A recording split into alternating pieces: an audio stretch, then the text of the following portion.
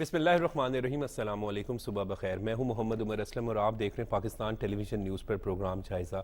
دعا گو ہے کہ آج کا دن آپ کا انتہائی اچھا اور بھرپور گزرے۔ پروگرام جائزہ میں آج کی اچھی بات، ہمیشہ اللہ تعالیٰ کا شکر ادا کرنا چاہیے، کیونکہ جب ہم اللہ تعالیٰ کا شکر ادا کرتے ہیں تو ہمیں اور اللہ تعالیٰ اپنی نعمتوں سے نوازتا ہے۔ پروگرام میں آج جن خبروں پر بات کریں گے وہ آپ سے شیئر کر لیتے ہیں۔ وزیر اعظم کے دورہ چین کا مشترکہ اعلامیہ جاری، علاقائی امن و استحکام، ترقی و خوشحالی کے لیے مل کر کام کرنے پر اتفاق، جبکہ دہشت گردی کے خلاف جنگ، کیپٹن سمیت 7 بیٹے حرمت وطن پر قربان۔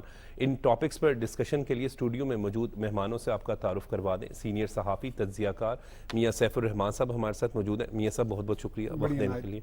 سینئر صحافی تجزیہ کار سلیم شیخ صاحب ہمارے ساتھ موجود ہیں۔ سلیم صاحب آپ کا بھی بہت بہت شکریہ۔ سینئر صحافی تجزیہ کار علی مسلم صاحب ہمارے ساتھ موجود ہیں۔ علی صاحب آپ کا بھی بہت بہت شکریہ۔ میاں صاحب، جب ہم بات کرتے ہیں وزیر اعظم میاں محمد شہباز شریف صاحب کے حوالے سے، تو چین کے ساتھ جو ان کی دوستی اور ایک دلی لگاؤ ہے وہ کسی سے ڈھکا چھپا نہیں۔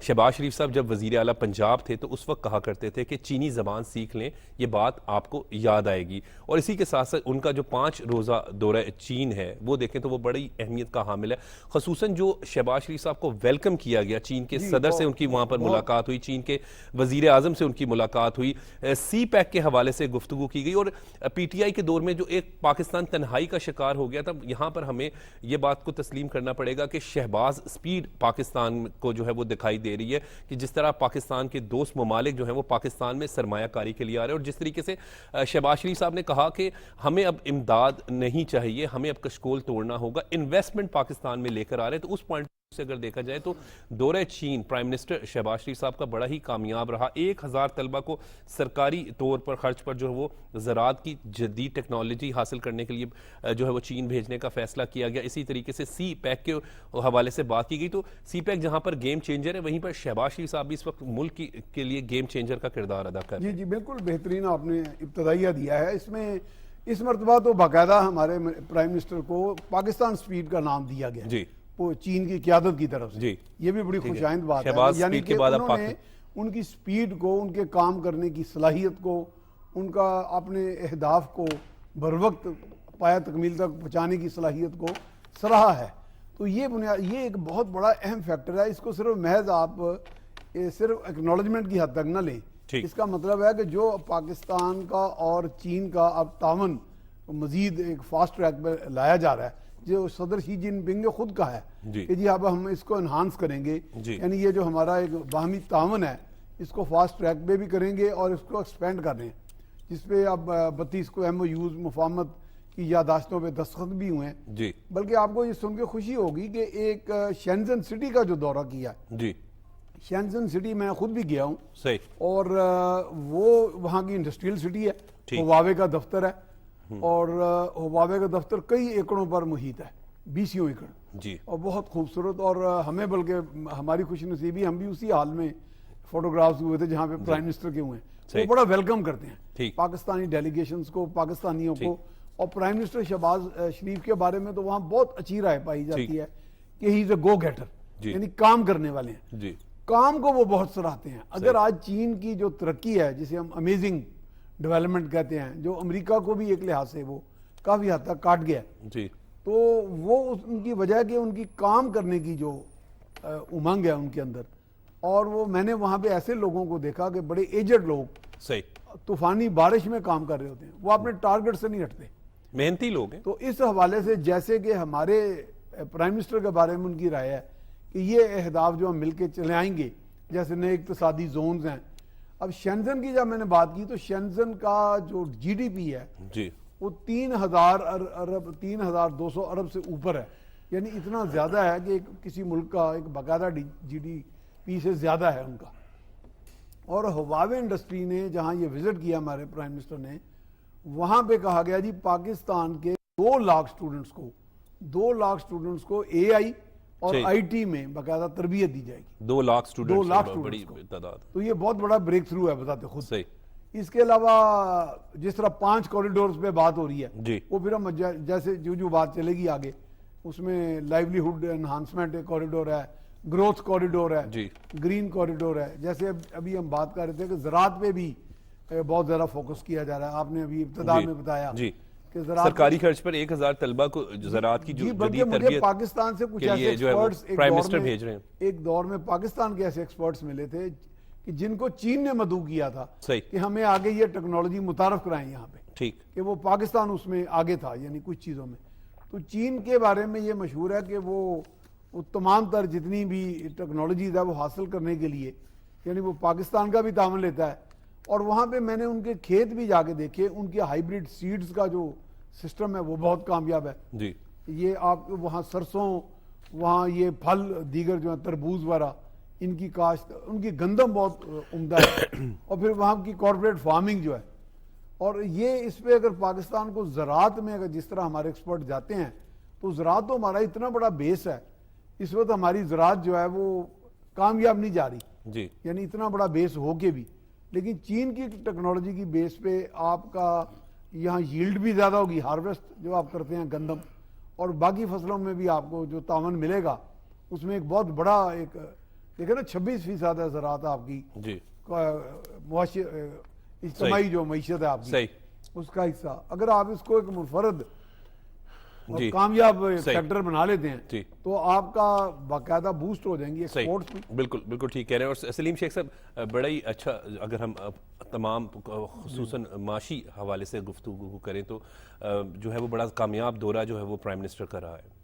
دیکھیں جس طرح آپ نے خود بھی کہا ہے اور جو پرائم منسٹر صاحب کا ویژن ہے شہباز شریف صاحب کا وہ یہ ہے کہ اب ہم نے امداد کسی سے نہیں لینی. اب وہ جتنے بھی ملکوں میں گئے ہیں اور جن سے بھی معاملات ہوئے ہیں مذاکرات ہوئے ہیں کہ اب امداد کی طرف نہیں جا رہے، کسی سے نہیں کہتے کہ آپ ہمیں قرضہ دے دیں ہم نے اپنے ملک کو چلانا ہے. وہ کہتے ہیں کہ جی ہم نے اپنے ملک کو چلانا ہے، آپ آئیں اور آگے سرمایہ کاری کریں، آپ خود بھی پیسے کمائیں اور ہمارے جو لوگ ہیں یہاں پر ہماری جو معاشی حالت ہے اس کو بھی بہتر کریں. اب یہ 5 روز جو چائنا میں گزارے ہیں انہوں نے بڑے ہیکٹک گزارے ہیں اور اتنی زیادہ ان کے ساتھ میٹنگز شیڈول کی ہیں اور اتنے زیادہ جس طرح بھی ہواوے کے حوالے سے بتا رہے تھے اور اس طرح ایگریکلچر کے حوالے سے بھی. اب دیکھیں ہماری جس طرح ابھی سیف الرحمان صاحب نے بتایا کہ 26% جو ہماری ایگریکلچر بیسڈ اکانومی ہے تو اب وزیر اعظم صاحب یہ معاہدہ کر کے ہیں اور وہاں پر یہ بات کر کے ہیں کہ ہم نے 10,000 اسٹوڈنٹ جو ہیں وہ ایگریکلچر کے وہاں پر بھیجنے ہیں. اس کا مقصد یہ ہے کہ ہم اس کا جو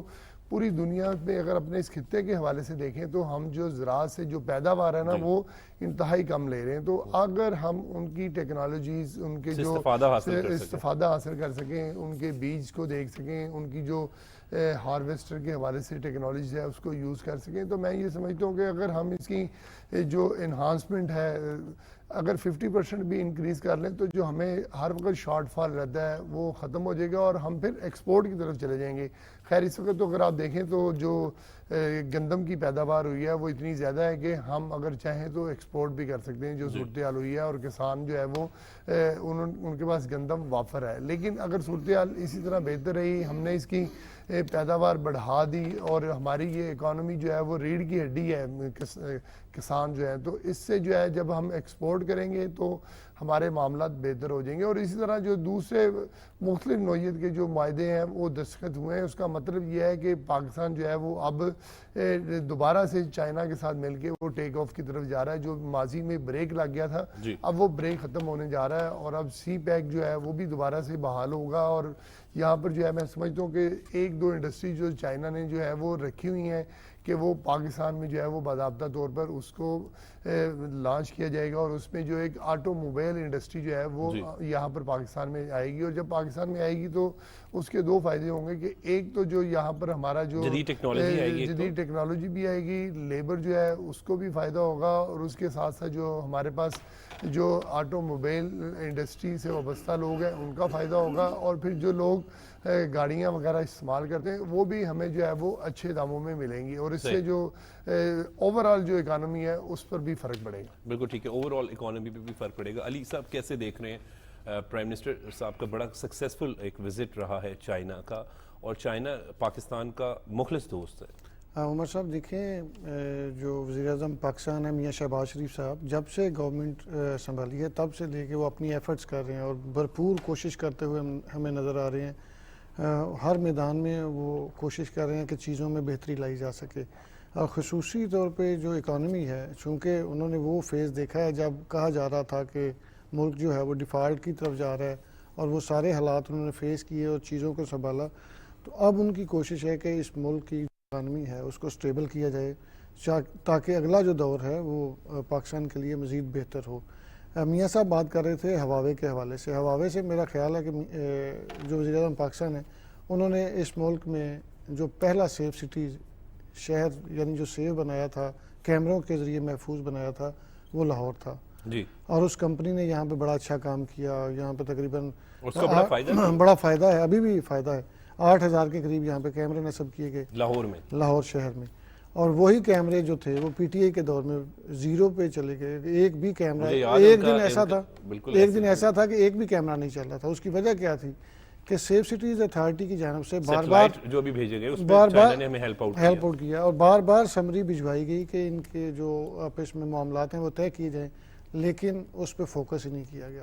اور اب جو ہے آرٹیفیشل انٹیلیجنس جس طرح میاں صاحب کہہ رہے ہیں کہ 2 لاکھ بچوں کو بھجوایا جائے گا 2 لاکھ آئی ٹی میں, تو آرٹیفیشل انٹیلیجنس جو ہے یہ بڑی امپورٹنٹ ہے. آنے والے دنوں میں آپ کی ساری چیزیں جو ہیں وہ اسی پہ شفٹ ہو رہی ہیں. آپ لاہور شہر کی میں بات کروں تو لاہور شہر میں جو پنجاب گورنمنٹ ہے اس کی جانب سے بڑا فوکس کیا جا رہا ہے کہ آپ کی جتنی ٹریفک ہے وہ آرٹیفیشل انٹیلیجنس پہ شفٹ کر دی جائے. آپ کے وارڈن ضرور ہوں سڑکوں پہ, لیکن آپ کے 22 جو وائلیشنز سسٹم میں دے رہے ہیں ٹریفک تو وہ کیمرے کے ذریعے ہی چلان ہو جائے گا. تو یہ آنے والے دنوں میں آپ کو مال روڈ کی ٹریفک بہتر بنانے کے لیے بھی آرٹیفیشل انٹیلیجنس یوز ہوگی. مریم نواز اس پہ بڑا فوکس کر رہی ہے. جدید ٹیکنالوجی کا بالکل یہی میں آپ کو کہہ رہا ہوں. اور مریم نواز صاحبہ نے اس پہ بڑا فوکس کیا ہے اور پولیس حکام کو اس بات پہ کنوے کیا ہے کہ آپ نے یہ چیزیں مجھے کر کے دینی ہیں اور یہ پائپ لائن میں ہے. اگلے 1-2 ہفتے میں یا 1-2 ماہ کے دوران آپ کو اس شہر میں آرٹیفیشل انٹیلیجنس سے ٹریفک کنٹرول کا سسٹم نظر آ جائے گا. ابھی انہوں نے ایک سافٹ ویئر لانچ کیا ہے کہ آپ گاڑی میں اگر اسلحہ کیری کر رہے ہیں تو فوری طور پہ کیمرہ پوائنٹ آؤٹ کر دے گا. تو یہ جو دنیا ہے یہ آئی ٹی پہ شفٹ ہو چکی ہے. ٹیکنالوجی کو میکسیمم یوٹیلائز کرنا چاہیے. اور یہ بھی وزیر اعظم شہباز شریف صاحب نے بڑا واضح کیا اس دورے میں کہ جو جدید ٹیکنالوجی ہے چین کی اس سے ہم استفادہ حاصل کریں. اور اگر بات کریں زراعت کے حوالے سے تو میرا چونکہ ایک ذمہ دار گھرانے سے تعلق ہے, میاں صاحب بھی ذمہ دارہ کرتے رہے ہیں. آپ دیکھیں کہ پہلے آپ کی جو لوگ تھے وہ فصل کاٹتے تھے 7-7 8-8 دن وہ کھیت میں پڑی رہتی تھی, پھر ان کو مشین ملتی تھی, پھر وہ پنجابی چاہتے سن کتری جاندی تھی, پھر دانے ہوندے سن. اتنی دیر میں آندھی طوفان آتا تھا آپ کی کئی لوگوں کی فصل ہی وہاں سے خراب ہو جاتی. اب جدید ٹیکنالوجی آ رہی ہے. جس طرح اگر چائنا سے ہم استفادہ حاصل کرتے ہیں تو وہ اب پانی پہ دھان کی فصل جو ہے وہ لگا رہے ہیں. تو ہم ابھی بہت پیچھے ہیں. اگر ہم چائنا کے ساتھ ان کے تمام جو ٹیکنالوجی یوٹیلائز کریں آپ کا بیج بھی بہتر ہوگا, آپ کی فصل بھی بہتر ہوگی اور اس کے جو ثمرات ہیں وہ بھی بڑے زبردست آئیں گے. تو ہم نے اپنے ملک کی اکانومی کو ٹھیک کرنا ہے. اور وزیر اعظم صاحب جس طرح ایک ویژن لے کے چل رہے ہیں میں بڑا پر امید ہوں کہ کسی ایک دن بھی ہم ان کو بالکل کسی طرح فری نہیں دیکھتے. کبھی وہ سعودی عرب کے ساتھ رابطے میں ہیں, کبھی ایران کے ساتھ, کبھی چائنا کے ساتھ, یو اے ای کے ساتھ, اور میکسیمم ایفرٹس کی جا رہی ہیں کہ یہاں پہ انویسٹمنٹ لائی جائے اور تاکہ اس ملک میں روزگار فراہم کیا جا سکے, آپ کی انڈسٹری گرو کرے, آپ کی اکانومی گرو کرے.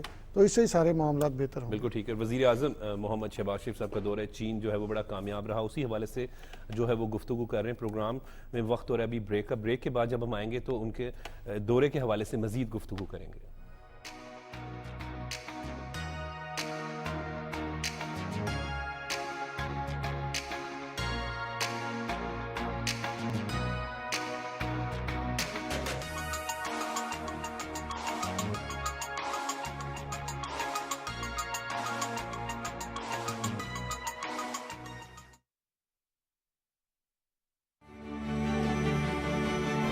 کیا آپ کو معلوم ہے پاکستان جنگلات کی شدید کمی کا شکار ہے جس کے باعث قدرتی آفات کے دہانے پر ہے.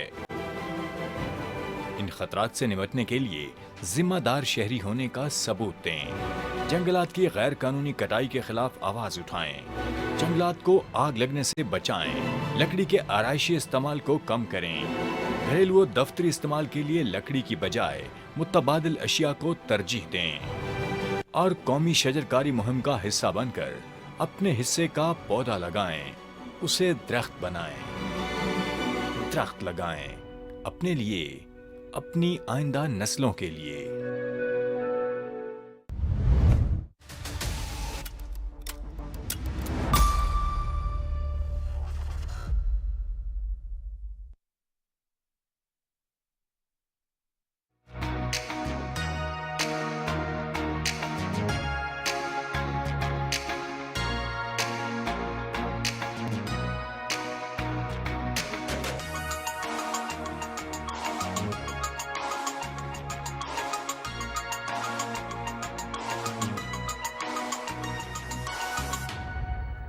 Welcome back. میاں سیف الرحمان صاحب، پرائم منسٹر کی جو ایک بات ہے، سب سے اہم بات جو ہم کرتے ہیں کہ وہ اب انویسٹمنٹ کی بات کر رہے ہیں۔ اب وہ انویسٹمنٹ سرمایہ کاری لانے کے حوالے سے صرف دعوے نہیں نظر آ رہے، بلکہ ہمیں عملی طور پر جو ہے وہ اب اقدامات جو ہے وہ نظر آ رہے ہیں۔ دوست ملک ہے چین ہمارا، اور جب چین سے انویسٹمنٹ آئے گی، کیونکہ ہمسایہ ملک، اور چین دنیا کی ایک بہت بڑی معاشی طاقت بھی ہے، معاشی، تو اس سے ہمارے ملک میں نمبر 1 ہے اس وقت۔ جی، تو اس سے جو ہے وہ ہمارے ملک میں بھی خوشحالی آئے گی۔ دیکھیں وہ پہلے ہی جہاں جہاں وہ انہوں نے شینزن کا انتخاب کیا گیا نا جی، وہ تو انڈسٹریل ہب ہے چین کا، صحیح، یعنی کہ شینزن انڈسٹریل سٹی ہے، جو ایک قصبے سے ایک دنیا کی ایک معروف صنعتی ایک شہر بن گیا وہ جی، اور اس کی ترقی جیسے میں نے بتایا کہ کئی ملکوں کا جی ڈی پی نہیں ہے جتنا وہاں ایک ایک کمپنی کا ہے۔ اسی میں ہواوے کے علاوہ دنیا کی ایک بہت بڑی BYD کمپنی ہے جو میں نے خود بھی وزٹ کی ہوئی ہے، جہاں پہ پاکستان کا بھی ایک گروپ گیا تھا، ان کے ساتھ بزنس کر رہا تھا۔ صحیح، تو اس مرتبہ بھی گئے ہیں لوگ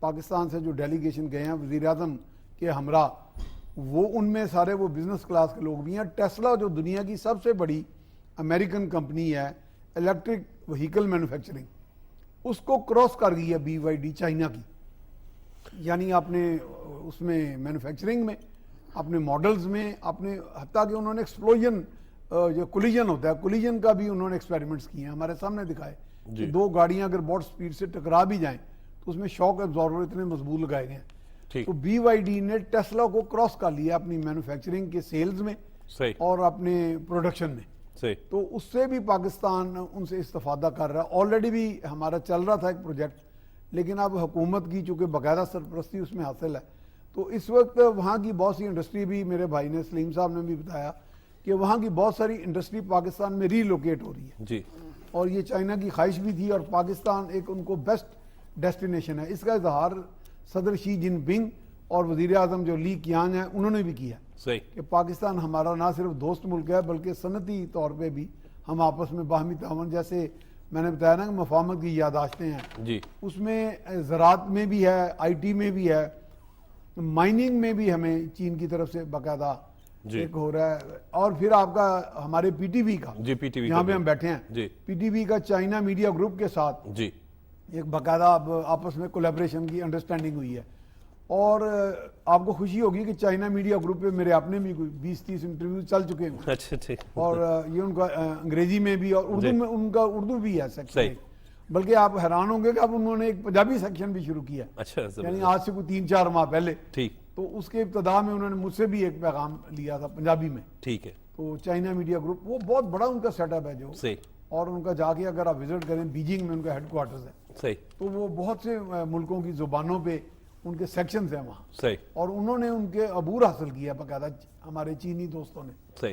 تو یہ ایک بڑا اچھا میں سمجھتا ہوں کہ ہمارا جو انٹریکشن ہے، اس میں ایک بات میں ضرور کہوں گا کہ ہمارے جو آرمی چیف بھی ساتھ جو گئے ہیں، اس میں جا کے ایک باقاعدہ، چونکہ شیورٹیز بھی چاہیے تھی چین کو سیکیورٹی کے لحاظ سے، تو اس میں یہ ایک بہت اچھا ایک شاک ابزاربر کے طور پہ کام ہوا یہ، اور پاکستان کو جو جھٹکے لگ رہے تھے نا معیشی، وہ ایک پاکستان کا چین کے ساتھ یہ جو باہمی تعاون بڑھایا جا رہا ہے اب، اس میں وہ شاک ابزاربر کا کام کرے گا، جو ہمیں دباؤ ہے، اکنامک چیلنجز ہیں، اس کو میٹ کرنے میں ہم کافی حد تک اب، یعنی ہم اپنے آپ کو کانفیڈنٹ فیل کر رہے ہیں۔ بالکل ٹھیک کہہ رہے ہیں، پرائم منسٹر کا وزٹ ہر پوائنٹ آف ویو سے اگر دیکھیں، معاشی حوالے سے دیکھیں، ہم اپنے ملک کی خوشحالی کے حوالے سے دیکھیں، تو سلیم شیخ صاحب بڑا بہترین رہا ہے۔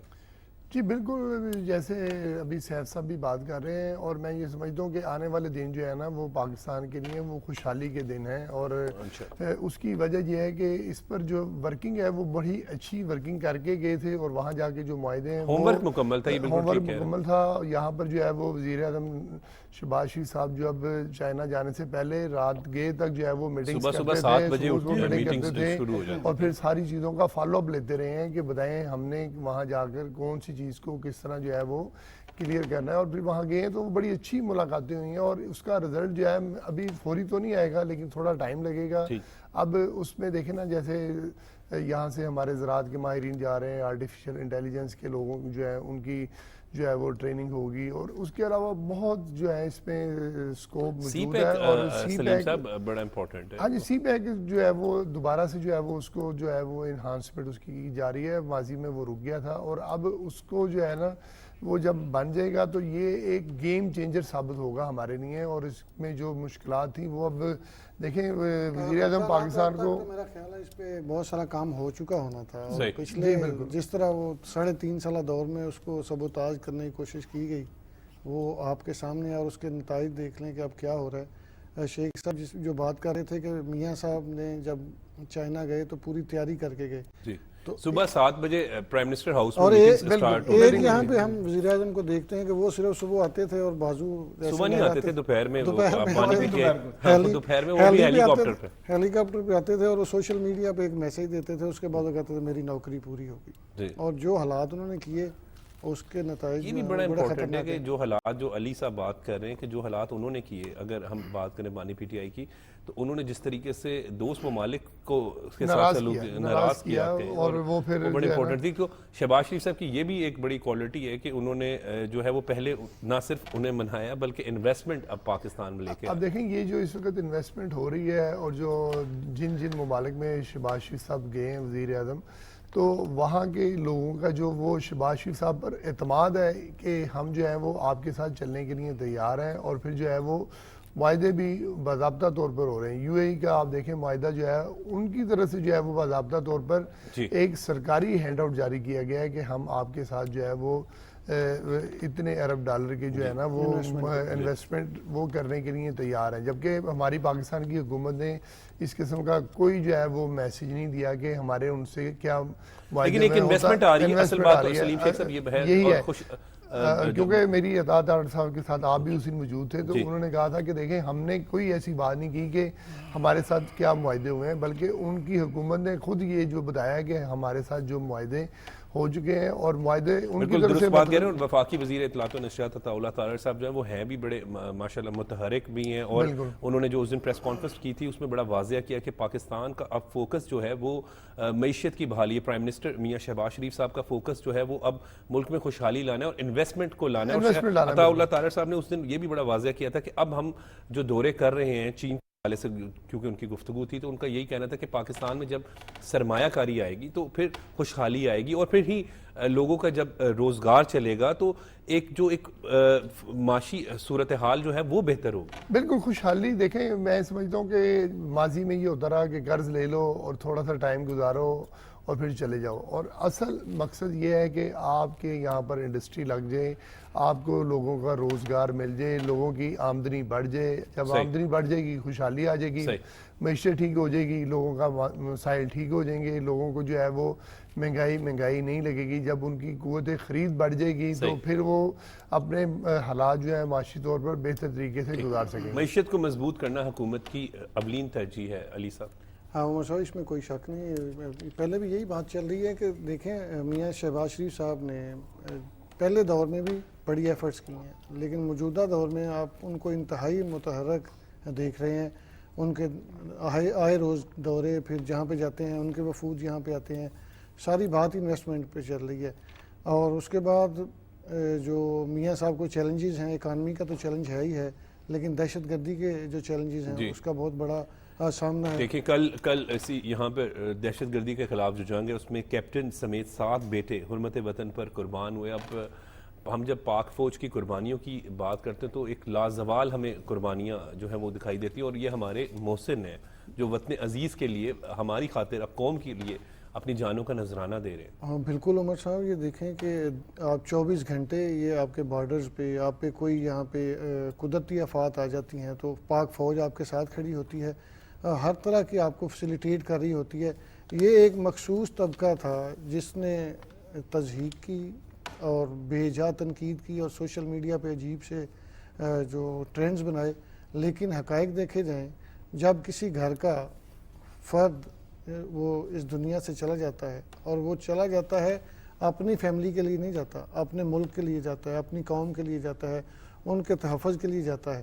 آپ دیکھیں کہ ان میں سے جو کیپٹن صاحب شہید ہوئے ہیں, کیپٹن فراز الیاس قصور سے ان کا تعلق ہے اور تھوڑے دنوں بعد ان کی شادی تھی, 19 جون غالباً, تو 4 سال ہوئے ان کو سروس میں آئے ہوئے. تو دیکھیں کہ شہید ہوا تو اس گھر کے اس فیملی کو پوچھیں کہ ان پہ کیا گزر رہی ہے. لیکن کبھی بھی وہ, آپ نے بہت ساری آپ نے بھی کوریج کی ہوں گی, میں بھی چیزوں کو کور کرتا ہوں, کبھی بھی کسی میں نے جو فورسز کے لوگ ہیں ان کی فیملیز کو پریشان نہیں دیکھا. وہ کہتے ہیں کہ ہمارے 10 بیٹے بھی ہوں تو ہم اس ملک کے لیے قربان کر دیں. تو یہ بڑی قربانیاں ہیں پاک فوج کی کہ پچھلے 3-4 ماہ سے تو اس میں تیزی آئی ہے. جس طرح اب یہ بیرونی طاقتیں کوشش کر رہی ہیں کیونکہ جب ملک میں معاشی طور پہ مضبوطی آتی ہے تو وہی بات چل رہی تھی کہ جو میاں شہباز شریف صاحب ایفرٹس کر رہے ہیں کہ آپ کی اکانومی کو بہتر بنایا جائے, تو جو دشمن یہاں کے ہمارے ملک کے ہیں وہ کوشش کر رہے ہیں کہ یہاں پہ کسی نہ کسی طرح سے ایسے حالات پیدا کیے جائیں کہ جو دیگر ممالک ہیں, جو دوست ممالک ہیں, ان میں خوف پیدا کیا جائے. آپ دیکھیں کہ چائنیز پہ اٹیک کیا گیا تھا تقریباً 1.5-2 ماہ پہلے, اس میں 5 چائنیز جو تھے وہ کل کے واقعے کے حوالے سے اگر بات کریں تو علی صاحب بڑا جس طرح بات کریں کہ کیپٹن فراز الیاس جب شہید ہو گئے, لیکن یہ شہید جو ہوتے ہیں یہ بڑے ان کا جو ان کی فیملیز اسپیشلی ہوتی ہیں وہ میں سمجھتا ہوں ہم ان کے لہو کے ان کے خون کے قرضدار ہیں, کوئی شک نہیں اس میں. یہ ہمارے محسن ہیں. اور آپ دیکھیں کہ پچھلے کچھ عرصہ سے جو اٹیکس ہو رہے ہیں وہ صرف فورسز پہ کیے جا رہے ہیں, اور اس کا مجھے تو نہیں سمجھ آ رہی کہ یہ لوگ جو انوالو ہوتے ہیں, جب ان کو سارے تانے بانے ملائے جاتے ہیں. ہمارے وزیر داخلہ کی جانب سے پریس کانفرنس کی گئی کہ افغانستان کو باضابطہ طور پر آگاہ کیا گیا کہ سارے جو اٹیکس ہو رہے ہیں اس کے تانے بانے افغانستان سے مل رہے ہیں, اور ان کے جو ماسٹر مائنڈز ہیں وہ پاکستان کے حوالے کیے جائیں, ادروائز اس کے جو نتائج ہیں وہ بھگتنا پڑیں گے. یہاں پہ ہوتا یہ ہے کہ وہاں سے لوگ آتے ہیں, وہ چاہے راہ کے ایجنڈے پہ ہیں یا کسی اور کے ایجنڈے پہ ہیں جو ان کو یوز کرتے ہیں, وہ یہاں پہ آ کے دہشت گردی کرتے ہیں, بڑے پیمانے پہ بھی کرتے ہیں, چھوٹے لیول پہ بھی کرتے ہیں, اور چھوٹے لیول پہ اس طرح کرتے ہیں کہ یہاں پہ لوگوں کو کروڑوں روپے لوٹ کے یہاں سے وہاں لے جاتے ہیں. تو نقصان پہنچانے کی کوشش کی جا رہی ہے, اور یہاں پہ کوشش کی جا رہی ہے کہ ایسے حالات پیدا کیے جائیں کہ لوگوں میں خوف پیدا کیا جائے. یہاں پہ جو لوگ کام کر رہے ہیں, اب چائنیز انجینئرز کی سیکیورٹی مزید سخت کر دی گئی ہے. اس کے لیے جو پنجاب پولیس کا ایس پی یو کے یونٹ ہے اس کو مزید اسپیشل پروٹیکشن یونٹ اس کو مزید اسٹرینتھن کیا جا رہا ہے. پاک فوج جو ہے وہ بڑا زبردست مانیٹرنگ کر رہی ہے. تو فورسز تو اپنی پوری کوشش کر رہی ہیں, لیکن جو اس طرح کے دشمن ہیں, جو ان دیکھے دشمن ہیں, وہ اس طرح کے اپنے جو ناپاک عزائم ہیں اس میں جب کامیاب ہوتے ہیں تو یہ بڑی وہ کبھی بھی کامیاب نہیں ہو سکتے. میاں سیف الرحمان صاحب کل بڑا ہی جو ہے وہ جس طرح لکی مروت کا واقعہ دہشت گردی دیکھا جائے تو بڑی شہادتیں جو ہوئی ہیں, لیکن بہرحال یہ ہے کہ اس سے ہمارا عزم جو ہے وہ مزید مستحکم ہوتا ہے کہ جی ہماری مسلح افواج جو ہیں وہ ہر وقت چوکس ہیں, چوکنا ہیں اور دشمن کا مقابلہ کر رہی ہیں. لیکن افسوسناک واقعی یہ بات ہے کہ ایسے لوگ جو بظاہر جیسے افغانستان کی ابھی علی صاحب نے بات کی کہ وہاں جا کے وہ پناہ لے کے بیٹھے ہوئے ہیں جو دہشت گردوں کے سپانسرز ہیں پیچھے, تو یہ ہمارے لیے بڑا لمحہ فکری ہے کہ جی وہ لوگ مسلمان ہونے کا بھی دعویٰ کرتے ہیں, پاکستان کی محبتیں قربانیاں بھی بڑی ہیں افغانستان کے لیے, لیکن اس دھرتی کو استعمال کیا جاتا ہے. اس میں اب چین میں بھی یہ بات اس کا ذکر ہوا ہے. چین کا بالخصوص افغانستان میں بہت زیادہ اثر و رسوخ ہے, تو اس لیے جو ہمارے آرمی چیف بھی گئے ہیں اس وقت سیکیورٹی ایشوز وہاں باقاعدہ ڈسکس ہوئے ہیں.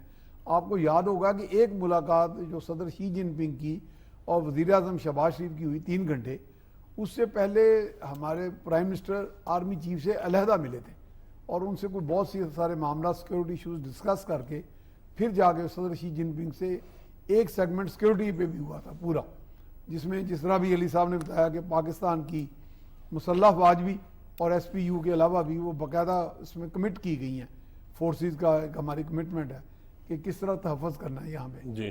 اور یہ جو واقعہ ہوا ہم تو ان کے لیے دعا گو ہیں, اللہ تعالیٰ ان کے درجات بلند کرے. کیپٹن فراز الیاس ہمارے وطن کے یہ بہادر سپوت ہیں, انہوں نے انہی کی وجہ سے میں سمجھتا ہوں کہ ہم آج پرسکون زندگی بسر کر رہے ہیں, آپس میں بات چیت آزاد فضا میں سانس لینا یا اپنے آپ کو میسر, یہ انہی کی قربانیوں کی وجہ سے. بالکل ٹھیک. اس چیز کو اگر ہم نظر انداز کریں تو اس کا مطلب ہم موسم کش لوگ ہیں. دیکھیں وہ لوگ کسی صورت میں نہیں کیا جا سکتا. میاں صاحب بالکل ٹھیک کریں. دیکھیں ایک طرف تو ہمیں پتہ ہے ہمارا دشمن ہے, لیکن ایک طرف جن کو ہم ہمیشہ سپورٹ کرتے آئے ہیں, جن کو فیسیلیٹیٹ کرتے آئے ہیں, جب مشکل وقت ہے ہم ان کے ساتھ کھڑے ہیں, اگر وہی لوگ ہمارے لیے اس طرح کا نقصان باعث بنتے ہیں اور ہمارے جو محافظ ہیں ان کی شہادتوں کا باعث بنتے ہیں, تو یہ بہت قابل مذمت ہے. پچھلے سال کی بات کی جائے تو 22 جو خود کش دھماکے ہوئے تھے ان میں 17 یا 18 میں افغانی لوگ ڈائریکٹلی انوالو تھے. تو یہ لمحہ فکریہ ہے کہ کس طرح آپ اپنے آپ کو مسلمان کہتے ہیں, یہاں پہ آپ مسلمانوں کو شہید کر رہے ہیں. تو اس پہ بھی آپ کو بڑے چیلنجز ہیں, اس میں بھی چیزیں کنٹرول کرنے کی کوشش کر رہی ہیں. اور ابھی تک تو جو ہماری موجودہ گورنمنٹ ہے اس کو جو دوسرا بڑا چیلنج مجھے لگتا ہے وہ دہشت گردی کا. یہ بات بالکل ٹھیک کہہ رہے ہیں, دہشت گردی بھی ایک بہت بڑا چیلنج ہے.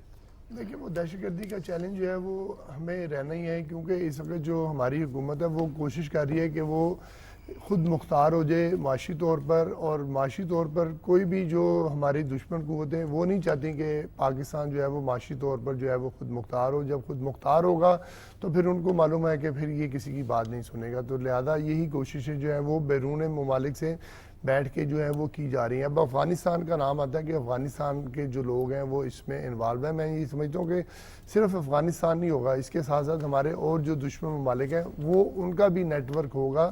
اور کیونکہ یہ ایک بہت انتہائی سیکرٹ چیزیں ہوتی ہیں, وہ جو حکومتوں کے درمیان میں ہی آپس میں طے ہوتی ہیں, تو اس میں میں یہ ضرور ذکر کروں گا کہ اس میں افغانستان اکیلا شامل نہیں ہوگا. گو کہ ہم نے ہمارے وزیر داخلہ محسن نقوی صاحب نے جو ہے وہ پورا نیٹ ورک جو ہے پچھلے دھماکے کے حوالے سے افغانستان کا وہ بتایا ہے, اور ان کو ڈوزیئر بھی دیا گیا ہے کہ آپ کی وجہ سے جو ہے یہ دھماکے ہو رہے ہیں. اور جو دھماکے کرنے والے جو گاڑی وہاں سے بھیجی گئی اور سارے لوگ بھیجے اور پورا نیٹ ورک, اور پھر وہ واپس بھی گئے, سارے ثبوت دیے گئے ہیں. لیکن میں یہ سمجھتا ہوں صرف افغانستان اکیلا نہیں ہے. پاکستان کے جو وہ دشمن جو کہ بظاہر بھی دشمن ہیں اور جو چھپے ہوئے دشمن بھی ہیں, وہ سارے مل کے جو ہے نا وہ پاکستان کو کمزور کرنے کی سازش کر رہے ہیں. اور سازش صرف یہی ہے کہ اب پاکستان جو ہے وہ ٹیک آف کی طرف جا رہا ہے معاشی حوالے سے, اور معاشی حوالے سے جو ہے وہ کسی کو پسند نہیں ہے کہ وہ ٹیک آف کرے, کیونکہ اگر معاشی والے سے ہم آگے نکل گئے تو پھر جو ہے وہ ہم لوگوں کی جو دوسرے ممالک ہیں ان کی کوئی بات اس طرح نہیں مان سکیں گے جس طرح اگر ہم معاشی طور پر کمزور ہوں گے, ان کے پاس جائیں گے, ان سے قرضے لیں گے, اور پھر ان کی جو کوئی ناجائز بات جو ہے وہ بھی ہمیں ماننا پڑتی ہے. اور ماضی میں آپ نے دیکھا کہ ہمیں اس قسم کے جو ہے وہ چیلنجز کا سامنا کرنا پڑا ہے. بہت بہت شکریہ میاں سیف الرحمان صاحب آپ کا وقت دینے کے لیے, بہت بہت شکریہ سلیم شیخ صاحب آپ کا وقت دینے کے لیے, اور بہت بہت شکریہ علی مسلم صاحب آپ کا وقت دینے کے لیے. ناظرین پروگرام کا سلسلہ جاری ہے, وقت ہو رہا ہے ابھی بریک کا. بریک کے بعد جب ہم آئیں گے تو ورلڈ کپ جو جاری ہے اس کے حوالے سے گفتگو کریں گے.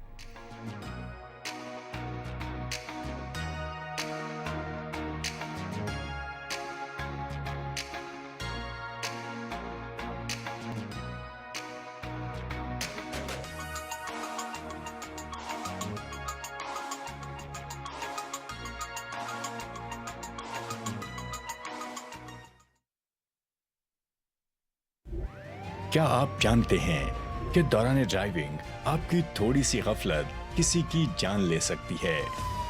جب بھی ایمبولینس کا سائرن سنیں تو گاڑی سائڈ پر لگا لیں یا ترجیحی بنیاد پر راستہ دیں. ایمبولینس کو راستہ دیں, زندگی کو راستہ دیں.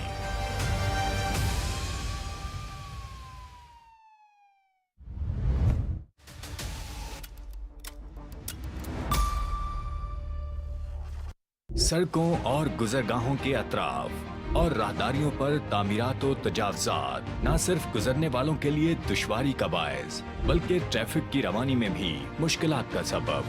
ناجائز تعمیرات و تجاوزات غیر قانونی ایسے عناصر کی حوصلہ شکنی کیجیے, اپنے حق کے لیے آواز اٹھائیں, تجاوزات کے خلاف متعلقہ فورم پر شکایات درج کروائیں. فٹ پاتھ پیدل چلنے والوں کا حق اپنے حق پر किसी को कब्जा ना करने दें।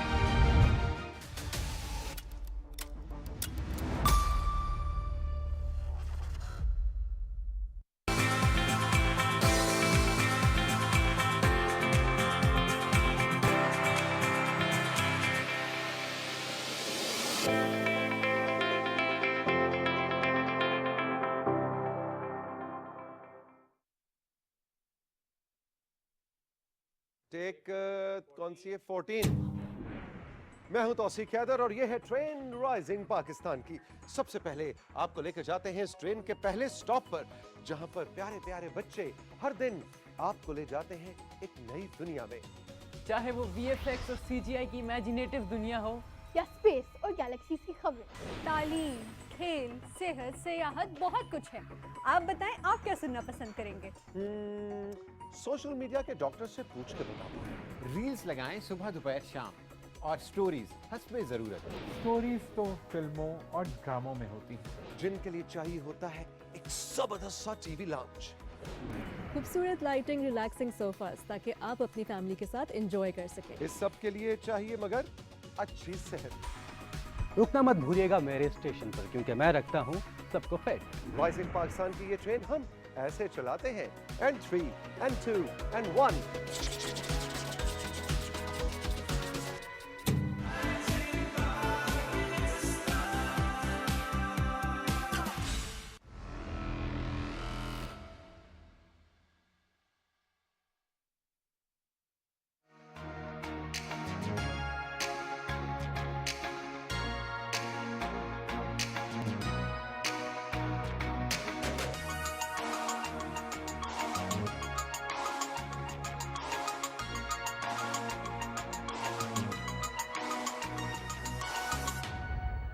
Welcome back. इस वक्त हमारे साथ मौजूद हैं सलमान खान साहब। सलमान खान साहब बहुत बहुत शुक्रिया सबसे पहले आपका वक्त देने के लिए। बहुत शुक्रिया। सलमान खान साहब क्रिकेट एक्सपर्ट भी हैं, कोशिश करते हैं कि हमेशा नौजवानों को क्रिकेट में लेकर आगे आएँ, क्लब लेवल पे और अंडर 16 को भी जो है वो प्रमोट कर रहे हैं। सलमान खान साहब, कल का मैच अगर हम बात करें पाकिस्तान और भारत के दरमियान, 120 रन पाकिस्तान ने जो है वो चेस करने थे और नहीं कर सका। बॉलिंग बहुत ज़बरदस्त रही पाकिस्तान क्रिकेट टीम की।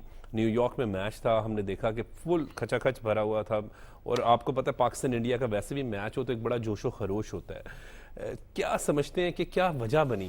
एक तरफ बॉलर्स ने तो काफ़ी हद तक, क्योंकि इंडिया की स्ट्रेंथ बैटिंग है, उसको तो उन्होंने रोक लिया, लेकिन फिर भी जो है वो पाकिस्तान वो चेज़ नहीं कर सका। बिस्मिल्लाहिर्रहमानिर्रहीम। सबसे पहले तो बहुत डिसअपॉइंटिंग हमारे लिए, बहुत ही दुख में हैं, अभी तक समझ नहीं आ रही।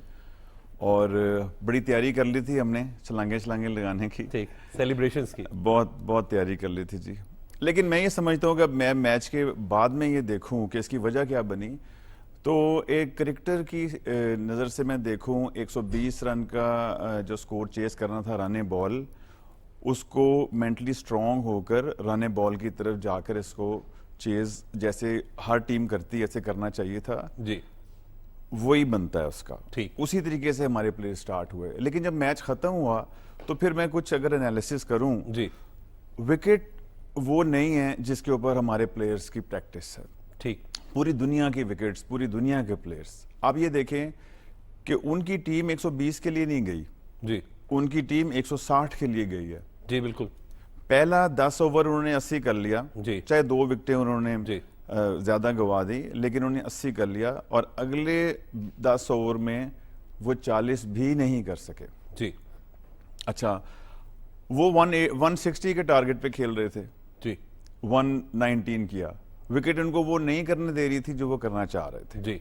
विकेट ठीक नहीं है, ठीक, बॉल रुक के आता है, ग्राउंड फील्ड बहुत स्लो है। फिर नसीम शाह और मोहम्मद आमिर उन्होंने बॉलिंग भी बड़ी जबरदस्त की, उन्होंने बॉलिंग भी बहुत अच्छी की, लेकिन क्योंकि वो 160 की तरफ जा रहे थे, उन्होंने विकेट से बाद बहुत जो भी बॉल मिला उसको उन्होंने हिट किया और वो अगर सीधा शॉट नहीं खेल सके तो एज के पीछे चौका हो गया। पिछली वीक के अंदर उनका ज्यादा स्कोर पिछली वीक के अंदर हुआ है, कोई एज हो गया, कैच नहीं हो सका। हमारी किस्मत, अगर हमारे कैचेस हो जाते तो शायद हम उनको 90 स्कोर के अंदर आउट कर लेते। सही। हम खेलने गए हैं तो हम 120 के टारगेट पे गए हैं जी। पहला 10 ओवर हमने टारगेट अचीव कर लिया, तकरीबन 11 ओवर में आई थिंक 60 66 स्कोर इस तरह था। मतलब میرا خیال ہے کہ 54 گیندوں کے اوپر اتنے اسکور ریکوائر. پہلے 10 اوور میں آپ نے اپنا ٹارگٹ اچیو کر لیا, آخری 10 اوور میں پھر جیسے وہ آخری 10 اوور میں اپنا سکور نہیں کر سکے, 80 کے بجائے انہوں نے 40 کیا, ہم بھی اگلے 10 اوور میں اپنا سکور نہیں کر سکے. نئے بال کے اوپر جب ہٹ کرنے کی کوشش کی ہے, ایجز ہوئے ہیں, پیچھے بالز گئی ہیں, پیچھے سکور ہو گیا. ہم لوگ بہت زیادہ بک کرکٹ کی طرف گئے ہیں, کوشش کی ہے رن بال کریں, وکٹ ضائع نہ کریں, اس میں ہم سکور نہیں کر سکے, وہیں سے لیگ کر گئے. لیکن سلمان صاحب ابھی آپ دیکھ رہے ہیں نا, تو 11 اووروں میں ہمارا تقریباً 60-66 سکور تھا, ٹھیک, رن بال چاہیے اس وقت, اور اس وقت آؤٹ بھی 1 یا 2 تھے پاکستان کے. تو اگر ہم اس ساری سچویشن میں دیکھیں تو پاکستان وہ میچ جیت سکتا تھا. اب چلے گزر گیا, لیکن آپ کی بات بھی درست ہے کہ وہ انڈیا بھی وہ اچیو نہیں کر سکا تھا, تو پاکستان کو بھی تھوڑی مشکل کا سامنا ہو. لیکن کیا سمجھتے ہیں, چلیں کل کا میچ بھی شکست ہو گئی, اب پاکستان آگے بڑھنا ہے, ہم نے آگے کا سوچنا ہے. کل کا میچ یقیناً ایک بہت بڑا, اوبویسلی انڈیا سے شکست جو ہے وہ ایک بڑا ہی دکھ ہوتا ہے, لیکن پھر بھی اب آگے کس طریقے سے بڑھا جا سکتا ہے؟ دیکھیں, پہلے تو میں یہ سمجھتا ہوں کہ ہماری ٹیم انڈیا سے بہتر کھیلی ہے کل. ٹھیک, ہم نے زیادہ بہتر شاٹس کھیلے ہیں, ہم نے زیادہ کنٹرول سے کھیلا ہے. ہماری بولنگ بھی زیادہ اچھی تھی لیکن وکٹ سے تھوڑی باہر تھی. ہمارے پاس زیادہ بہتر سوئنگ تھا, ہمارے پاس زیادہ بہتر سیم تھا, لیکن وکٹ سے باہر تھا. انہوں نے چارج کیا. دیکھیں, ایک بندہ چارج کرتا ہے اور ایج ہوتا ہے اور پیچھے چوکا ہو جاتا ہے, اس کو تو 4 سکور مل گئے. اور ایک بندہ اس بال کو دیکھ کے سمجھ کے کہ نہیں, میں نے وکٹ ضائع نہیں کرنی, میں نے رانے بال کی طرف جانا ہے, اسے آرام سے پلیس کرتا ہے, اس کو سکور نہیں ملتا. لیکن چارج کرنے والے کو 4 سکور مل گیا. اب اس کی قسمت تھی کہ اس نے چارج کیا, اسے 4 سکور مل گیا. تو کل ہماری بیڈ لک بھی رہی ہے. میں یہ سمجھتا ہوں کہ کل اوورآل بیٹنگ اور بالنگ دونوں میں ہماری پرفارمنس ان سے بہتر تھی, لیکن موقع کی ڈیمانڈ تھوڑی سی یہ تھی کہ ہم پہلے جو نیا بال ہے اس کو زیادہ چارج کر کے کھیلیں, اور ہم وہی پہلے اگر ہمارا 10 اوور کے اندر ہم 35-36 سکور کی طرف نہ جائیں, ہم 60 سکور کی طرف جائیں, تو شاید میچ کا رزلٹ ڈیفرنٹ. آپ سمجھتے ہیں کہ پہلے 10 اووروں میں, کیونکہ 11 اوور میں تقریباً, کیونکہ جب فخر زمان آئے ہیں تو اس نے جو ہے جس طرح ایک چھکا مارا پھر چوکا, تو اس کے بعد سکور جو ہے وہ بڑھا ہے, چلنا ہے. دیکھیں عمر, میں آپ کو یہ بتاؤں کہ جیسے ہم رانے بال کہہ رہے ہیں نا, کل رانے بال کا تو میچ تھا ہی نہیں. دیکھیں, انہوں نے پہلے 10 اوور میں 80 سکور کیا, وہ رانے بال نہیں کیا, وہ انہوں نے رانے بال سے زیادہ کیا, اور آخری 10 اوور میں وہ رانے بال نہیں کر سکے. تو ہم اگر پہلے 10 اوور میں رانے بال کی طرف جائیں گے تو آخری 10 اوور میں ہم رانے بال نہیں کر سکیں گے, اور ایسا ہی ہوا. آپ کے خیال میں تھوڑی سی اگریسو کرکٹ ہونی چاہیے؟ میرا یہ خیال ہے کہ فخر آیا, فخر نے جس طرح نہیں, شروع سے رضوان کو چارج کرنا چاہیے تھا. دیکھیں, رضوان نے 40 سمتھنگ سکور کیا اور 30 سمتھنگ بال سکور کیا, اور 40 سمتھنگ بالز کے اوپر. اور پھر جب اس وقت آؤٹ ہو, اب بمراہ آیا ہے, بمراہ اس کے 2 اوور تھے, اور وہ ان 2 اوورز کو اسٹاپ کرنا تھا بیسیکلی. باقی تو انڈین بالرز کو پاکستان بڑا اچھا بہترین کھیل رہا تھا. تو اس پہلی گیند پر ہی جب آؤٹ ہوئے, اس کے بعد سے ہی سچویشن جو ان سی ہے وہ ایک دم خراب ہونا شروع ہوئی. وہ صحیح ہے, لیکن عمر چارج کے بغیر گزارا نہیں تھا. چارج کرنا ہی چاہیے تھا, پہلے چارج کرنا چاہیے تھا. پہلے جو ہم چارج نہیں کر سکے, میں سمجھتا ہوں وہاں سے ہم میچ ہارے ہیں. اچھا, تو اب کیا سمجھتے ہیں کہ آل راؤنڈرز بھی, جیسے نسیم شاہ نے بھی چلے اینڈ میں آیا, انہوں نے چوکا بھی مار دیا, اور اسی طریقے سے اگر ہم دیکھیں تو ہم بہت ڈیپینڈ کر رہے تھے افتخار احمد پہ, کہ وہ افتخار جو ہیں وہ آئیں گے, وہ چھکے ماریں گے, جس کے حوالے سے وہ مشہور ہے, لیکن وہ بھی جو ہے وہ کلک نہیں ہو سکا. دیکھیں, پھر میں وہی بات کروں گا کہ وکٹ بہت مشکل تھی. اس کے اوپر اگر آپ انتظار کریں بری بال کا, تو بری بال بھی جو پیچھے پڑ رہی تھی, وہ وکٹ اس کو اچھا بال بنا دیتی تھی. تو آپ کسی اگر بیٹسمین کو یہ کہیں گے کہ آپ 22 بالوں کے اندر 32 سکور کریں, تو وہ بہت مشکل تھا اس وکٹ کے اوپر. افتخار کو میں یہ سمجھتا ہوں کہ جہاں پہ عماد آئے ہیں وہاں پہ افتخار کو آنا چاہیے تھا. افتخار کو تھوڑا سا, جب آپ پہلا میچ کھیل رہے ہیں, آپ سپر اوور میں جا رہے ہیں, ادھر تو آپ جا کے افتخار کو فیس کروا رہے ہیں کہ وہ آپ کا سب سے نمبر 1 بیٹسمین ہے. اور یہاں پر آپ افتخار کو شاداب کے بھی بعد لے کے آ رہے ہیں, اور عماد کے بھی بعد لے کے آ رہے ہیں. میرے خیال میں افتخار کو پہلے لے کے آنا چاہیے. اور یا نسیم شاہ بھی نے جس طرح بیٹنگ کی, یا شاہین شاہ افریدی بھی کھیل. لیکن نسیم شاہ اور شاہین افریدی تو آخری 2-3 اوور کے پلیئر ہیں, وہ اپنی جگہ پہ ٹھیک آئے ہیں, لیکن افتخار کو پہلے یوز کرنا چاہیے تھا. صحیح. اچھا, اب ہم دیکھ رہے ہیں کہ پاکستان امریکہ سے بھی ہار گیا, پاکستان کو انڈیا سے بھی کل شکست ہو گئی ہے. تو اب پاکستان کے ورلڈ کپ کے چانسز تو آگے بڑھنے کے بہت مشکل جو ہے وہ دکھائی دے رہے ہیں. مشکل ہیں, لیکن میں پازیٹیو رہوں گا, اس میں چانسز ہیں ابھی ہمارے پاس. صحیح. اور میں یہ سمجھتا ہوں کہ خیر امریکہ والا میچ جو ہے وہ تو ہم نے ہارا ہے, کل والا میچ قسمت سے ہم ہار گئے ہیں. تو لیکن جو میں دیکھ رہا تھا بولنگ ہماری کل بہت بہتر بولنگ ہم نے کی ہے. اگر ہماری بیٹنگ بولنگ کا ساتھ دے تو ہم آگے اچھا کر سکتے ہیں. ورلڈ کپ کی فیوریٹ ٹیم کون سی کرکٹ کی دیکھ رہے ہیں آپ, جو آپ کے خیال؟ دیکھیں اگر تو پراپر وکٹس ہوں, پراپر کرکٹ ہو رہی ہو, پھر تو آسٹریلیا, انڈیا, انگلینڈ, پاکستان, اس طریقے سے یہ سارا چلتا ہے. پھر ہماری دعائیں تو پاکستان کے لیے ہوتی ہیں ہمیشہ, اور ہم بالکل میچ جیتنے کے لیے دیکھتے ہیں کہ ہم میچ جیتیں گے انشاءاللہ. لیکن جو وکٹ ہے اس کے اندر آپ کچھ نہیں کہہ سکتے. صحیح. اس کے اندر موسم بھی ایسا رہا, موسم بھی بارش ہو گئی, لیکن اس کا فائدہ پاکستان نے بھی اٹھایا. اچھا سلمان صاحب, کیا سمجھتے ہیں کہ پاکستان میں کرکٹ, کیونکہ ہم جو ایک بات دیکھتے ہیں کہ پاکستان میں پیسرز ہم نے ہمیشہ دیکھے ہیں, ہمیں کبھی بھی کمی نہیں ہوئی. وقار یونس, وسیم اکرم کے بعد شعیب اختر آ گئے, پھر ہمارے پاس محمد سمیع تھے اس وقت اسی طریقے سے, اور دیگر فاسٹ بولرز آتے رہے. آپ کیا سمجھتے ہیں کہ پاکستان میں جو نیا ٹیلنٹ ہے, خصوصاً بہت ٹیلنٹ ہے یہاں پر موجود ہے, وہ کس طریقے سے ہم اس کو آگے لا سکتے ہیں؟ پہلے تو آپ کو میں اچھی خبر یہ دیتا ہوں کہ پاکستان میں بہت ٹیلنٹ, جی بہت ٹیلنٹ ہے. آپ ایک گلی, ایک محلے کی ٹیم بھی پکڑتے ہیں جہاں پہ سارے نارمل سے لڑکے ہیں, آپ ان کو اچھی کرکٹ دیتے ہیں تو سال 2 سال کرکٹ ان کو اچھی دیں تو پتہ لگتا ہے اس کے اندر نیشنل لیول کی ٹیم نکل آتی ہے. ٹھیک, بچوں میں یہاں بہت ٹیلنٹ ہے. صحیح. پرابلم کیا ہو گیا ہے, دیکھیں جب ہمارے زمانے کے اندر پڑھائی کے اندر بھی اتنا زیادہ ٹائم نہیں لگتا تھا بچوں کا, 2 بجے تک پڑھتے تھے, شام کو کھیلتے تھے. آج کل ایک تو سکول جو ہیں وہ شام تک لگنے لگ گئے ہیں, پھر پڑھائی اتنی زیادہ ہے, 90+ مارکس لینے پڑتے ہیں آپ کو کسی جگہ پہ داخلہ لینے کے لیے, تو ایک تو بچوں کے پاس بہت کم ٹائم رہ گیا. ویسے بھی زندگی بہت فاسٹ ہو گئی ہے. اب پرابلم یہ ہے کہ ہمارا سسٹم جو چل رہا ہے نا, ہمارے سسٹم کے اندر ایک بچے کو کرکٹ دینے کے لیے پہلے اس کو نکالا جاتا ہے ٹیسٹ کے ذریعے کہ کس بچے میں ٹیلنٹ ہے, اس کے بعد اسے کرکٹ دی جاتی ہے. جی. بابر اعظم بننے کے لیے پہلے ٹیلنٹ دیکھا جاتا ہے اور اس کے بعد بابر اعظم جیسی محنت کی جاتی ہے. جی. ہمارے ہاں سسٹم جو ہے نا وہ ابھی تک بڑا عجیب سا چل رہا ہے. سب محنت کرتے ہیں, جو بھی آنے والا ہے وہ محنت کرتا ہے. لیکن پرابلم کیا ہے کہ ہمارا سسٹم کیا ہے, ہمارا سسٹم یہ ہے کہ اب کرکٹ کروانی ہے, ٹرائلز ہو گئے, ٹرائلز میں بچے سلیکٹ ہو رہے ہیں اور ان بچوں کو ہم ٹورنامنٹ دے رہے ہیں. جی. ہماری ینگ کرکٹ کا جو ٹوٹل کانسیپٹ ہے جو نیشنل لیول پہ ہے وہ یہ ہے کہ ٹرائلز کرواؤ اور ٹورنامنٹس کروا دو. جی. لیکن کرکٹ کہاں ہو رہی ہے؟ جی. جہاں سے بچے نے بننا ہے وہ کرکٹ کہاں ہو رہی ہے؟ صحیح. وہ کرکٹ ہو رہی ہے کچھ اکیڈمیز کے اندر. ٹھیک. جبکہ وہ کرکٹ ہونی چاہیے سکولز کے اندر. صحیح. اگر میں ٹوٹل اکیڈمیز اور جتنی بھی آپ کے پاس کلب چل رہے ہیں ان کے بچے آپ گنیں جو کھیلنے والے ہیں کتنے نکل آئیں گے؟ 2000 4000. انہی 2000 4000 میں سے اب آپ نے بابر اعظم نکالنے ہیں. ٹھیک. جبکہ 2-4 ہزار تو آج کل ایک سکول میں بچہ ہوتا ہے اور ہزاروں سکول ہیں. اگر آپ اس کو سب سے پہلے بچہ نکالنے کے لیے ٹرائل کا سسٹم بالکل غلط ہے. ایک بچہ ہے جس نے 6 مہینے کرکٹ کھیل لیا ہے. لیکن سلمان صاحب آپ کنٹینیو کریں بات کو, لیکن اس میں یہ بھی تو ایک امپورٹنٹ چیز ہے نا کہ اسٹوڈنٹس نے یا تو واضح ہو جائے کہ اس نے سپورٹس کی طرف جانا ہے. جی جی. لیکن فائنینشیل بھی ایشوز ہوتے ہیں. پھر دوسرا جو ہے اگر اس نے ایکیڈیمک میں بھی تو آگے رہنا ہے.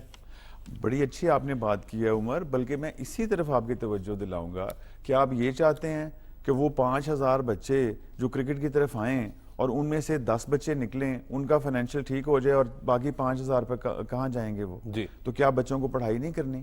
میں تو یہ سمجھتا ہوں کہ ہر بچے کو سپورٹس کی ضرورت ہے, چاہے وہ پاکستان کھیلے یا نہ کھیلے. اس کو سپورٹس کی ضرورت ہے. وہ کچھ بھی سپورٹس ہو سکتی ہے. کرکٹ کے لیے میں یہ سمجھتا ہوں کرکٹ بھی سپورٹس ہے. میں یہ سمجھتا ہوں کہ ہر بچے کو سپورٹس ملنی چاہیے. جب آپ ہر بچے کو سپورٹس دیں گے, ایک بچہ سال کے اندر 30-40 دن بھی کھیلے گا, 50 دن بھی اچھی کرکٹ کھیلے گا, جو ہارڈ بال کے ساتھ امپائرز کے ساتھ بڑی گراؤنڈز میں کھیلے گا, 30-40 دن کی بھی اسے پریکٹس ملے گی, اس کا ٹیلنٹ سامنے آئے گا. اب آپ یہ دیکھیں کہ ٹرائل ہو رہے ہیں, اس کے اندر ایک بچہ بہت ٹیلنٹڈ ہے جو اپنے گھر کے گراج کے اندر کرکٹ کھیلتا ہے ٹینس بال کے اندر. وہ ایک دم انڈر 16 کا ٹرائل دینے چلا گیا ہے یا انڈر 13 کا ٹرائل دینے چلا گیا ہے, وہاں وہ اس کا مقابلہ نہیں کر سکتا اس بچے کو کا جو اکیڈمی کے اندر پچھلے 6 مہینے سے کھیل رہا ہے. حالانکہ چاہے اس کے اندر بابر اعظم ہو جو گراج کے اندر کھیل رہا ہے, لیکن وہ ایک دن جا کے کیا ٹرائل میں کرے گا؟ تو یہ ٹرائلز جو ہیں یہ کنٹینیوس کرکٹ کی بیس کے اوپر ہونے چاہیے. اسکول میں کرکٹ ہو، ان کی ٹیمز ہوں، ان کے مقابلے ہوں، ان کے کمپٹیشنز ہوں، ان کمپٹیشنز کے اندر بچے باہر بھی آئیں گے، پھر ان بچوں کو کرکٹ ملے گی، ان کو بچوں کو خود پتہ لگے گا کہ میں کرکٹ کھیل سکتا ہوں. تو اسکول کی کرکٹ بہت ضروری ہے. سلمان صاحب آج کے دن کا پیغام دے دیں اس پوائنٹ آف ویو سے کہ اسپورٹس میں، کرکٹ میں اسپیشلی، کیونکہ ورلڈ کپ میچز کے حوالے سے ہم ڈسکشن کر رہے ہیں، آپ کا ایک اپنا بڑا اچھا ایکسپیرینس ہے، آپ خود بھی کوشش کرتے ہیں کہ کرکٹ کو جو ہے وہ پروموٹ کیا جائے، اور انڈر 16 پہ بھی آپ کام کر رہے ہیں، خود گریڈ 2 کی بھی ٹیم میں ایک. جی گریڈ 2 کی ٹیم. تو کیا سمجھتے ہیں کہ کیا ہونا چاہیے مزید؟ دیکھیے میں مزید میں یہ کہوں گا کہ اگر آپ اوپر کے جو آپ کے پاس اویلیبل لاٹ ہے 15 20 25 30 پلیئرز کی، اس میں سے شفل کرتے رہیں گے تو آپ کو ایسے ہی رزلٹ ملتے رہیں گے. یہ کام کرنا پڑے گا آپ کو، کم از کم 3 سے 5 سال کا کام کرنا پڑے گا. انڈر 13 اور انڈر 16 سے کام شروع کریں گے، اور اس کے بعد یہی بچے جو انڈر 13 انڈر 16 کھیلیں گے، یہ انڈر 19 انڈر 20 میں جا کے پاکستان کو ریپرزینٹ کریں گے. تو یہ اگر آپ پرماننٹ سولوشن کہتے ہیں تو سولوشن تو یہی ہے کہ آپ کو کام کرنا پڑے گا 3 سے 5 سال کی بیسس کے اوپر. آج کی ڈیٹ میں تو دیکھیں جو مطلب مجھے بھی آپ کہیں گے سلیکٹ کرنے کے لیے تو میں انہی پلیئرز کو سلیکٹ کروں گا. آج آپ کے پاس وہ میجک ہینڈ والا لیگ سپنر نہیں ہے جو مشتاق کی یا قادر کی شکل میں تھا. حالانکہ پوری دنیا کے اندر اب وہ سپنرز آ گئے ہیں، آپ کے پاس نہیں ہے. تو آپ کو وسیم اکرم، وقار یونس پیدا کرنے ہیں، شعیب اختر پیدا کرنے ہیں، اور وہ موجود بھی ہیں، اور وہ ہیں موجود. لیکن وہ میں آپ کو بتاؤں چھوٹی سی بات پلیز، بابر اعظم ایک بہت ٹیلنٹڈ پلیئر تھا جی شروع سے جی، لیکن جس طریقے سے اس نے محنت کی ہے، اس کے ابو نے جس طریقے سے انہیں کرکٹ کھلائی ہے، مثال کے طور پہ اب وہ بڑا پلیئر ہو گیا ہے اس وقت بھی، لیکن پھر بھی ان کی کوشش ہوتی تھی کوئی چھوٹے ٹورنامنٹ بھی ہوں، وہ فون کر کر کے لوگوں کو کہتے تھے، مجھ سے بھی بات کرتے تھے کہ سلمان بھائی وہ بڑا پلیئر ہو گیا، اسے بڑا نہیں آپ نے سمجھنا، اسے کرکٹ چاہیے، کوئی چھوٹا ٹورنامنٹ بھی ہوگا وہ ضرور آئے گا کھیلنے کے لیے، وہ آپ کا بچہ ہے. مطلب کیا ہے کہ اس بچے نے پہلے دن سے اتنی محنت کی ہے، اور وہ بابر اعظم ٹیلنٹ میں بھی بابر اعظم تھا، اور اس نے محنت بھی بابر اعظم، اور آج دنیا بھی بابر اعظم کو آتی ہے. بہت بہت شکریہ سلمان خان صاحب، آپ نے اپنا قیمتی وقت اور بہت ہی خوبصورت گفتگو بھی کی، اور بالکل بات بڑی درست کی ہے. ہمیں پازیٹیو رہنا چاہیے، ہمیشہ مثبت سوچ رکھنی چاہیے. پاکستانی قوم، ہم جب بات کرتے ہیں پاکستان کے لوگوں کے حوالے سے تو بڑی ٹیلنٹڈ ہے. کرکٹ کے حوالے سے بھی بات کریں کیونکہ بڑے پیشنیٹ ہیں، بڑے جو ہیں وہ اس حوالے سے کنسرن بھی ہوتے ہیں، تو ہمیں نا امید نہیں ہونا چاہیے. یہاں پر بہت ٹیلنٹ موجود ہے. آج کے پروگرام کے لیے بس اتنا ہی. مجھے اجازت دیں، دیکھتے رہیں پاکستان ٹیلی ویژن نیوز.